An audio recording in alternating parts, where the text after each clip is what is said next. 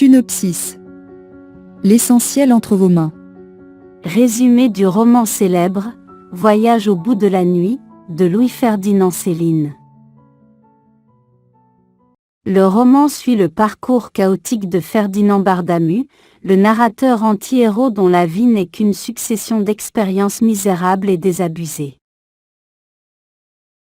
Après avoir été mobilisé pendant la Première Guerre mondiale, Bardamu exerce diverses professions ingrates comme employé de bivouac, représentant de commerce ou modeste employé de bureau.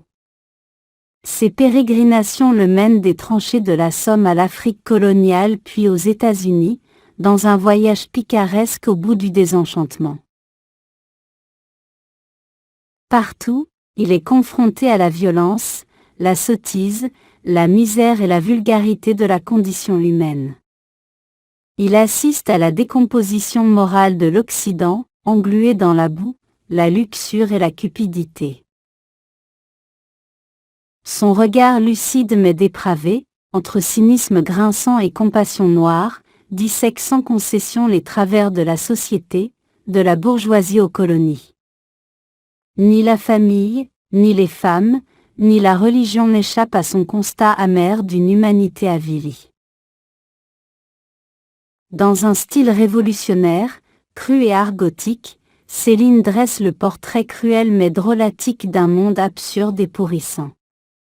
Derrière le rire grinçant affleure une profonde révolte métaphysique contre la condition humaine broyée par les mensonges et les turpitudes du siècle. Ferdinand Bardamu. Le narrateur et anti-héros principal. Ancien soldat devenu représentant de commerce, il parcourt le monde avec un regard désabusé sur l'humanité. Bébert. Le compagnon d'armes de Bardamu pendant la guerre, ami fidèle malgré son comportement douteux qui l'accompagne dans ses pérégrinations. Robinson. Le colon français rencontré en Afrique, symbole des bas instincts de l'homme civilisé. Le col Molly.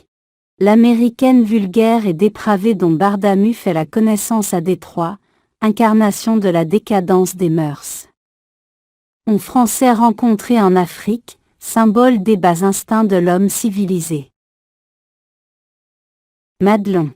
La première femme de Bardamu, qui le déçoit par sa bêtise et sa mesquinerie.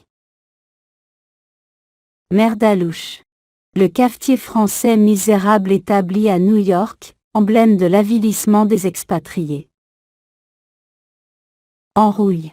Le mari jaloux de Madelon qui se venge bassement sur Bardamu. Alcide Montsou. Le directeur tyrannique qui emploie Bardamu. Ce sont les principales figures qui croisent la route du narrateur Bardamu et sur lesquelles se porte son regard corrosif et désabusé tout au long de son « Voyage au bout de la nuit ». Synopsis. L'essentiel entre vos mains.